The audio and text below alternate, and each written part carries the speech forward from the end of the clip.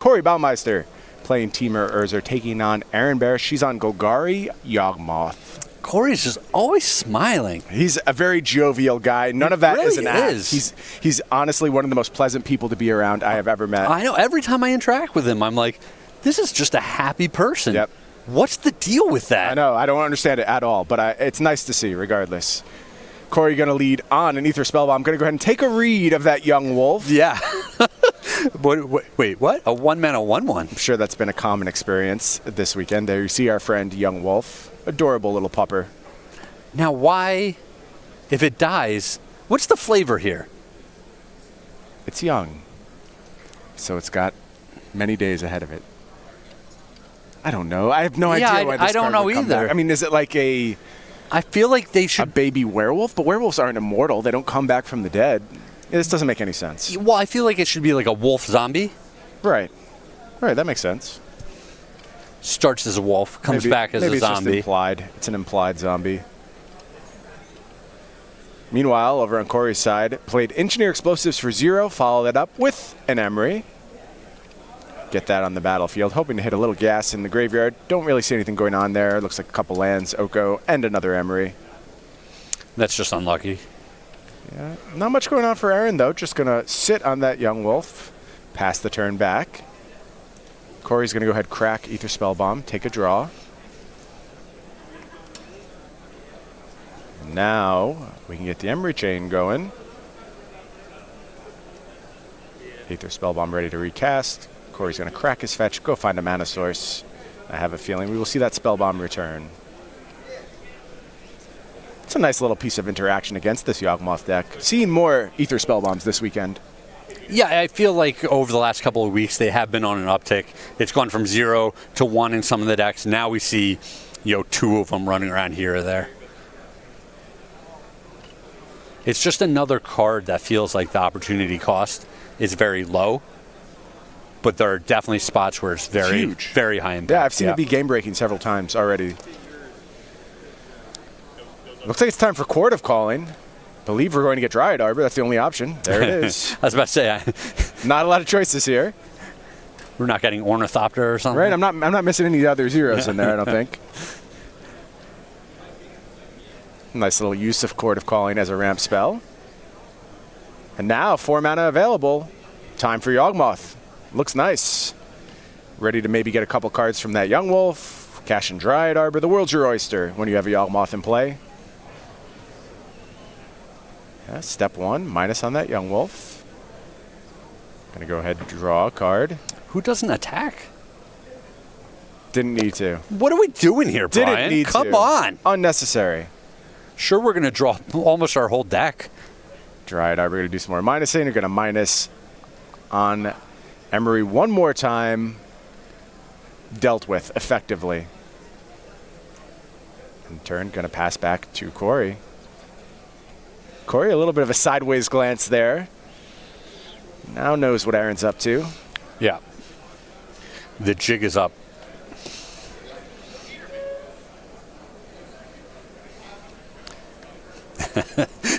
Yeah, I think Corey really has realized that this is going to be very awkward moving forward in this game.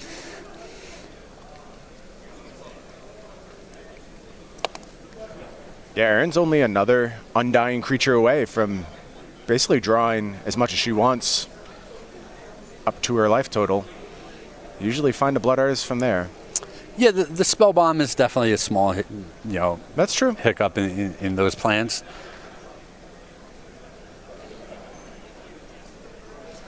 But Aaron with a million cards to work with. Very full grip. I can see a Wall of Roots in hand. Man, do I love Wall of Roots, Greg. Yeah. This is not a card I've gotten to talk about much in our time together because who plays Wall of Roots? It's been a minute since we've had Wall of Roots in decks, but the versatility of this card where it produces mana on both turns, it can still tap to convoke things, and it's such a big butt on this thing. Yeah, it was a big part of the format very early on. It plays particularly well with Court of Calling. As you mentioned, it doesn't tap for mana.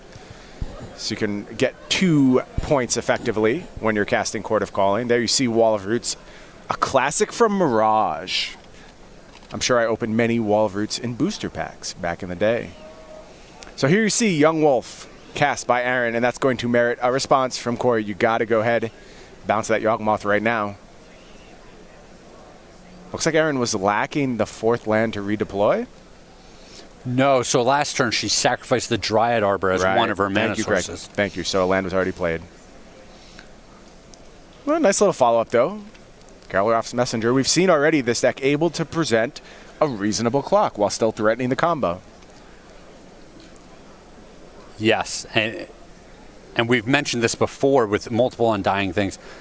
When you have the Messenger, you just need more life than the opponent. Yep. Yeah, another way to combo out.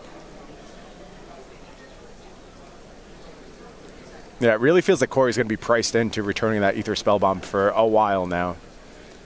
Anytime the shields are down, the game is just over. Could certainly find other forms of interaction, but...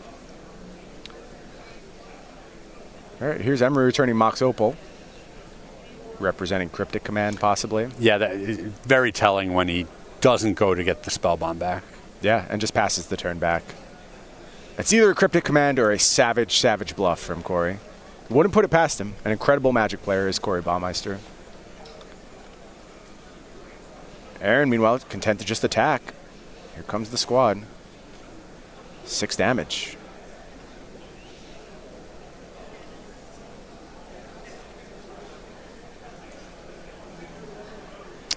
And you got to love that. Aaron has so many spells in her hand still. She doesn't even have to like force the Yawgmoth onto the board. Agreed. She's saying, oh, I'll just keep deploying these other cards. You don't want to deal with those. And if you ever tap your mana, I'm going to kill you. Yep. Aggro combo, just one of my favorite archetypes in all of Magic. And that's exactly what this deck feels like. Here's another Messenger. Yeah, and this just mandates a response from Corey. Going to go ahead and cast Cryptic Command. Counter draw are the modes.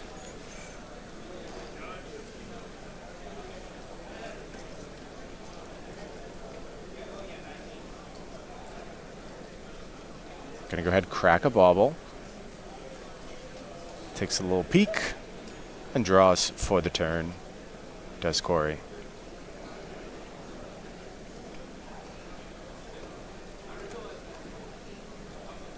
We need a better name than Golgari Yawgmoth. Craig, I don't know if you're familiar with the rules of SCG, but there's a very specific style There's guide. a certain formula, and I think, yeah, who would be the gatekeeper of the naming nomenclature that we use? It's definitely Cedric. Oh, you think it's Cedric? Yeah. So I just need to get Cedric on the horn. If you can get him to change the name of this deck, I think it will stick. Okay. Because this is... I mean, you got to propose something to me. You can't just bash the name without an alternative. Well, this is descriptive. It tells you what colors the deck is. Oh, easy. I'm not coming after you, buddy. It tells you the card. Jeez. You really like this name, apparently. I don't know. I mean, it's functional. I don't hate it. I'll say that. It certainly does not roll off the tongue. That's fair. You know what I do hate? Urza. Maybe that's not even true. But we are going to get to see a classic showdown, Urza versus Yawgmoth. Why don't you tell us exactly how that occurred in the original Magic story, Craig? No, that would just ruin it for people. I think there are some people that haven't seen the movie yet. Okay, so you don't want to spoil anyone. Yeah, I will not spoil that for them. Very kind of you. See, the Once Upon a Time is a bad card because when you hardcast it costs all of 2 mana. It looked okay there, I'm going to be honest with you. But it's so expensive, and you only look at the top 5 cards. Not that many cards. What a stupid card. I really like this deck as another potential home for Once Upon a Time. I think Once Upon a Time is underutilized in Modern presently, and I understand why. It's not exactly what the format is about, but I think as this format starts to change a little bit, and as we are all pretty far ahead of ourselves right now, maybe we should pump the brakes on that a little bit. A lot of assumptions about what's going to happen with Oko in the future. I think if things do happen, Once Upon a Time is set to shine. Sure, not super popular right now. I think the same thing about Ancient Stirrings right now. Okay. Where it's just great at doing what it does, but with the way the metagame is, it's not the most exciting card at the present time. Aaron's going to go ahead and grab a Blood Artist. What if we called this Undying Stinkers? Undying Stinkers. Have to run that up the totem pole. For some reason, I feel like that name is not going to stick, but you never know. There you see Blood Artist. This is the kill condition for Aaron's deck. Whenever a Blood Artist or another creature dies, target player loses 1 life, you gain 1 life. Once you have Yawgmoth, a couple Undying creatures in play, just bounce them around, kill your opponent. Aaron seems like she's clear to go for it here. Some concern about Metallic Rebuke for sure. Yeah, there's the potential for another Cryptic Command as well. Yeah, very true. 4 artifacts available for Urza. So it looks like we're still just on this beatdown plan.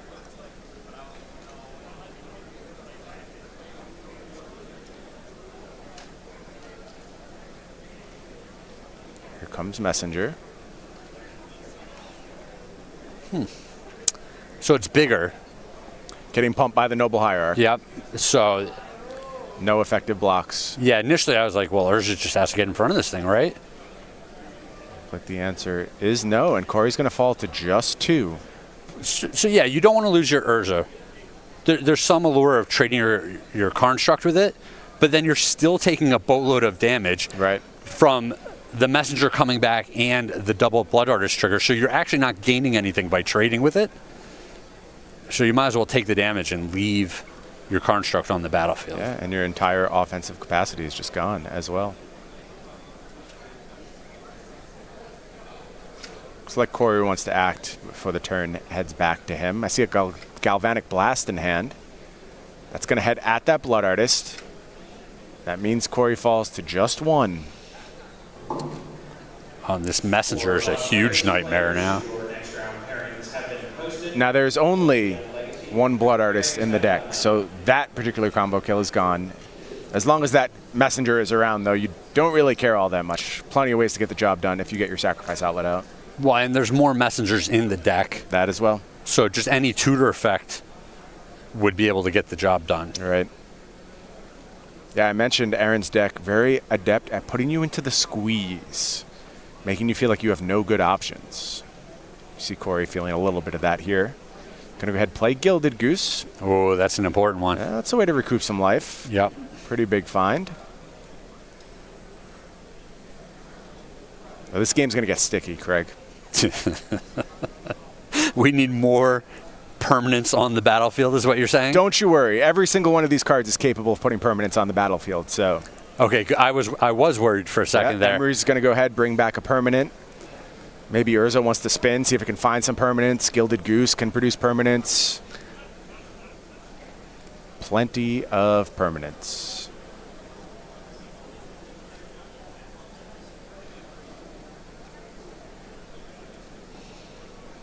Looks like the turn is passing back to Aaron now. She is going to untap. Takes a draw. Didn't quite catch it.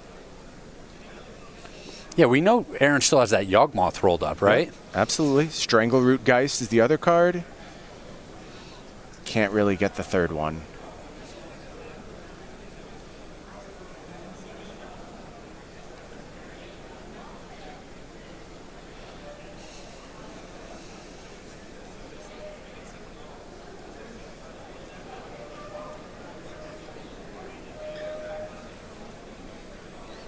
Once this Urza deck starts rolling, it's so good at protecting itself. Just generates so much value on a turn-to-turn basis by creating these faux permanents. Here's Strangleroot Geist.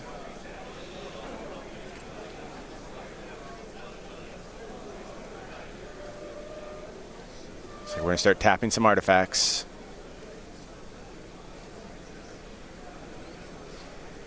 Another Cryptic Command, perhaps? Yep.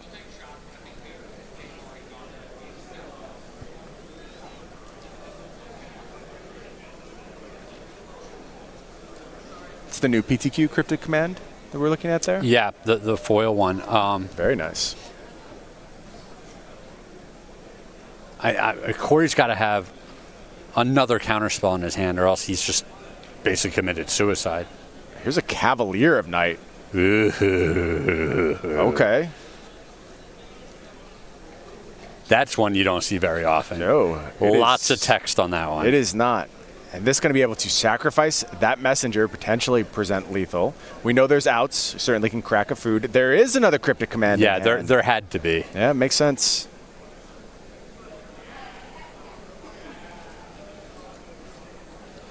It's going to go ahead and counter Cavalier. But we do know, Aaron, Yawgmoth's still in hand. Yeah, Corey bounced the Mystic Sanctuary back to his hand. So he is in a position where he could play the Sanctuary, put his Cryptic Command back on top, cash in the Spell Bomb, draw the Cryptic Command, and leave himself that breathing room that way.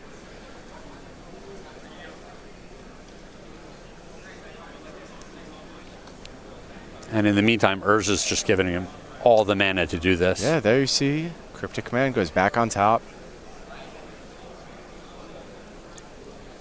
This is the thing where this deck really went to the next level in my eyes, when Mystic Sanctuary gave it this Cryptic Command angle. It's funny because when I first saw that, I was like, what's this deck trying to do? Everything. You know, to me, everything. It was a combo deck, and now it has a 4-mana counterspell in it. And it's, like I said at the start of our show, no, this to me is the best of Blue-White Control and Jund put together. Right. Where it just controls every aspect of the game and has ways to win once it takes control. Yeah, I mean, look at the game plan that Corey has been able to play right now. Here comes Oko. That card's pretty good. Turns out. We just figured it out. Yep.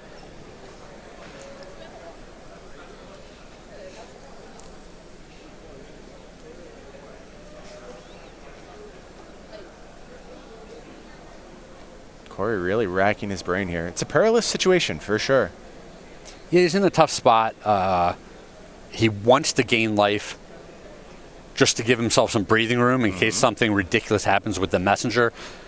He doesn't want to let Aaron just attack with all of the creatures. And he also needs to make sure he has the Cryptic Command up every turn. Yeah. Emery is going to rebuy another bauble. Looks like both are going to be cracked.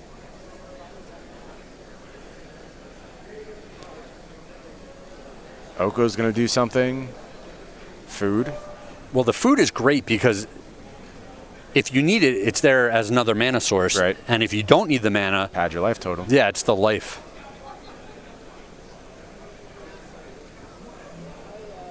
Corey is going to cast that bauble, or crack that bauble, rather. Draws 2. Aaron takes a draw.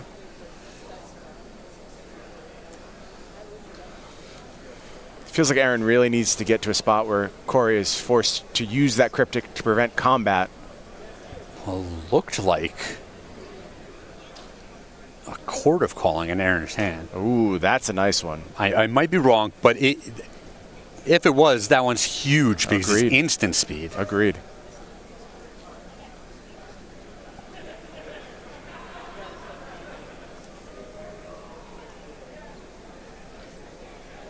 One of the really cool things about this deck, it can do its combo at instant speed. That is a huge, huge point in its favor. Used to play a lot of Ad Nauseam back in the day. Deck looks laughable by today's standard. But back then, yeah, having the access to an instant speed kill was a really big deal. I mean, you say things like that, and I'm like, oh, that was like 10 years ago, right? It wasn't that long ago. Played it at PT Valencia, and crushed the constructed portion. That was kind of its first big showing, and that was 2014, so going back 5 or 6 years now. Sure.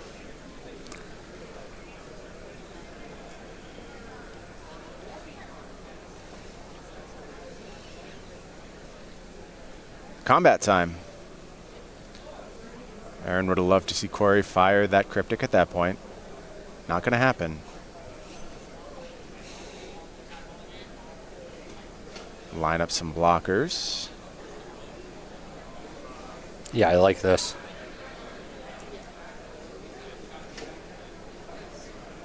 Yeah, there's the block. Going to go ahead and respond to the messenger trigger. Gain some life. Corey's going to settle at 2. Messenger comes back with a +1/+1 counter. Now, I don't think Corey can do everything, but part of me doesn't like him tapping the other food for mana. I understand. It just feels like if you end up not using your lands, you still might want to sacrifice that other food to gain some life. I think Aaron has found a really nice setup here. It is a Court of Calling in hand. Fairly confident. And here's just the hard cast Yawgmoth that's going to demand this Cryptic. And I think you just respond to this Cryptic with your Chord and go for it. Yep.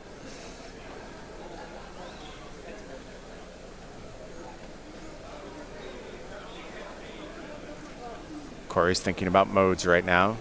There you see indicating to the Mystic Sanctuary. Aaron's going to go ahead and sort out the battlefield, as is a required step when dealing with Urza. Yeah, it looks like it is, in fact, time for Court of Calling.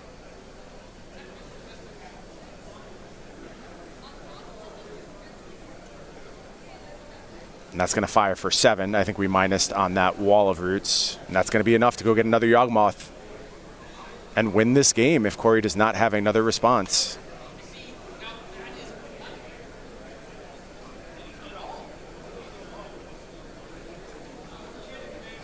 Oh, just gets Messenger. Okay. Maybe that Wall of Roots already had 4 counters. Yeah, that's enough to do it. Yep. And Aaron finds the win. Whew, that was a tight little game right there. That was fun. Yeah. Interesting stuff on both sides. Ultimately, though, Aaron Barich takes down game 1. Really like this deck, Craig. I'm excited for its future, but let's talk about the present. Let's talk about sideboards. We're going to start over on Corey Baumeister's side. There you see 3 Anger of the Gods. Good Lord. Sure. 3 Blood Moon, 2 Ashiok, Dream Render, 2 Mystical Dispute, 2 Veil of Summer, 1 Ceremonious Rejection, 1 Disdainful Stroke, and finally an Experimental Frenzy. Craig, what you doing here? I don't know. Give me a ton of these cards. Yeah, a lot of these seem strong. Anger of the Gods just seems great, just cleaning up the entire board, and none of the Undying creatures are going to come back. Veil of Summer seems like it could just line up really well, and this is a situation where the opponent's casting enough black cards where I feel like Veil of Summer, there are points where you can just cycle it if you feel like you need another card.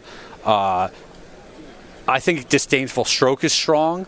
There's a lot of cards that Aaron's going to be casting that will cost 4 or more mana. Yep. So I like a lot of these cards. I think there's just an argument for a lot of this stuff. First of all, Aaron is playing a deck which is looking to cast triple black spells. Actually has a ton of non-basics in the deck. Now, granted, there's some other sources of mana. There's the Birds of Paradise. Yep. But I could see like an argument for trying to restrict Aaron on that axis. Also, Ashiok Dream Render.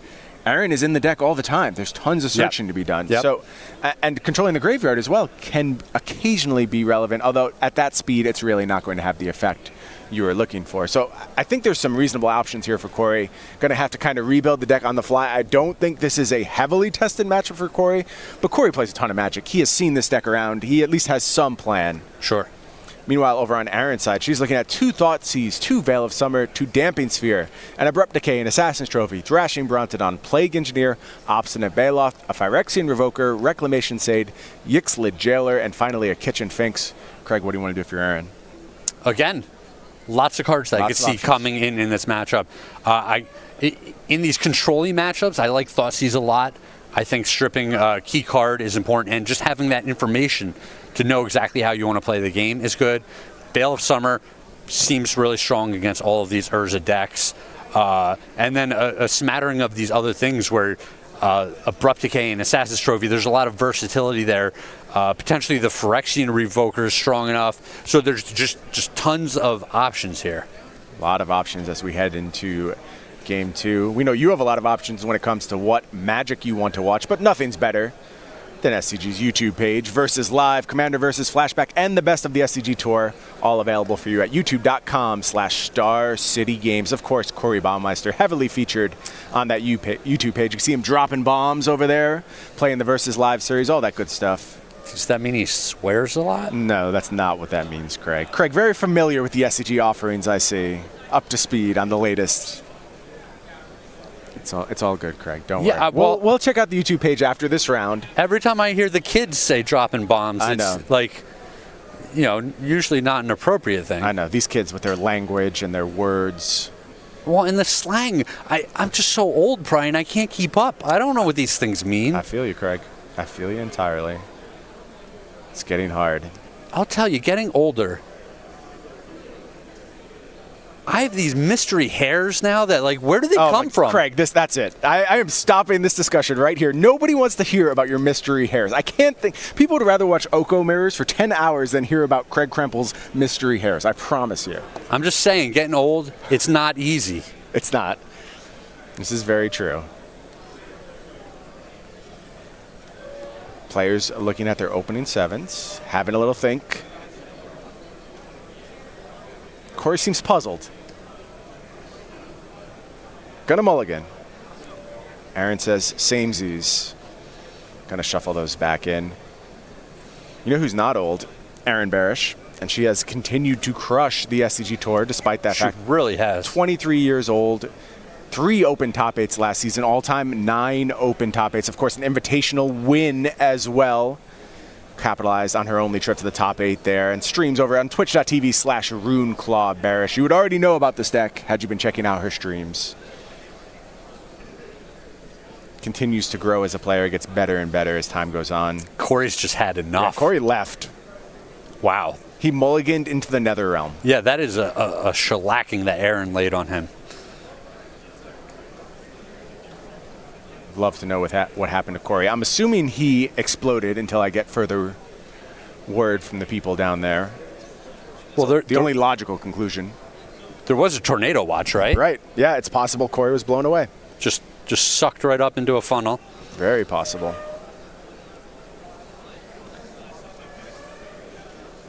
Hopefully he gets spun back into the feature match area. When I was their age, back in your day, Craig, continue. the things that I had to do, Watch Wolf. Yeah, we did not have magic cards like this. I mean, are you kidding me? There was a period where Chimeric Idol was the best creature in Magic. Wild. Times have changed. I see a whiteboarded Thoughtseize in Aaron's hand. What is happening? How do these cards continue to lose their beautiful black borders?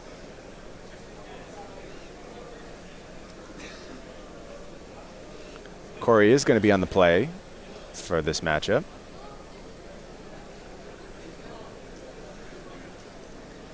Fires off a few 0 mana artifacts. Why not? They're free. If it's free, it's me, Craig. Aaron going to lead on Overgrown Tomb and that whiteboarded Thoughtseize met with Metallic Rebuke. What is this Thoughtseize from? I am assuming it's just altered. I don't think we've made whiteboarded cards in a very long time. What would be your reaction if they brought back whiteboarded cards? I don't think it would really bother me. Does that... obviously certain people have an affinity for the uniqueness of it. So if it was back for just the base sets or something like that, whatever. I would love them to bring back the faded, gross, revised style printing. That would be sick. If you could get new cards in that particular style. All of the ink is just faded on the entire card. Yes, white borders. I would be in for that 100%. You're making me think of all those cards. Back in my day, when I first started playing Magic, no one used sleeves. Right. And all the grimy little black dirt specks. Your cards were gross. That would accumulate. You'd see it specifically on the white border of the card. Yep. Yeah. I remember. Decent little start over on Aaron's side. But Corey has a nice trump.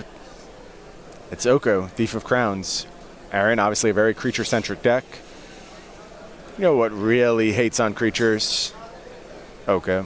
Yes, but I do like Abrupt Decay at the ready for Aaron. Very nice. that when Yawgmoth comes down, even if it doesn't win the game, every time we've seen it, Aaron's been able to accumulate a ton of value out of it. 4 or 5 cards. Yeah, all right, I'll just draw these 5 cards. All right, Yawgmoth's off the board, no problem. Unfortunately, Mox Opal not yet active for Corey. It's a shame because it does have Urza in hand. He's a powerful little card, though. It's Emery. Mishra's Bauble at the ready in the bin. There's an Arkham's Astrolabe there. Plenty of options for Corey on the next turn. Should he get to untap with that Emery, but Aaron says, I don't know about that.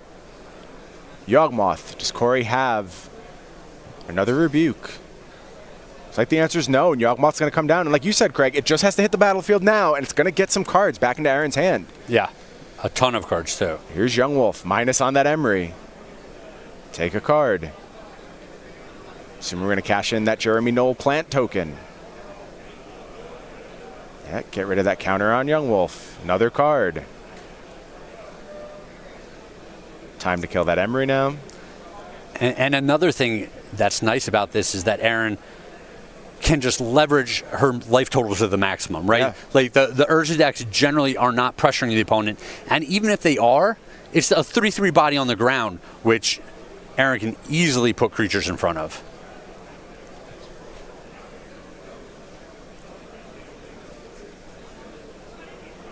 Yeah, every time Yawgmoth has come down, it's been super impressive. And it's not a surprise, right? After everything that we've seen out of Modern Horizons, what's one more broken card? Yeah, it's just like this card has to be really good. We just hadn't quite figured it out yet. Yep. Here's a Thoughtseize from Aaron. Gonna check and see what Corey's up to. Anger of the Gods in hand, but no red source. That Mox Opal is such a tease. Yeah. Needs the second red. And I think we're going to see Aaron win the game this turn. I'd be very surprised if we didn't. Does she have a second Undying creature in hand? Can Galv Blast break it up? That's a possibility too. Well, if it could, I can't imagine she would have left it in the hands. Yeah, I think she just doesn't have the second Undying creature now, is my guess. Sure, but she can still draw many cards with Yawgmoth. Oh, absolutely. Absolutely.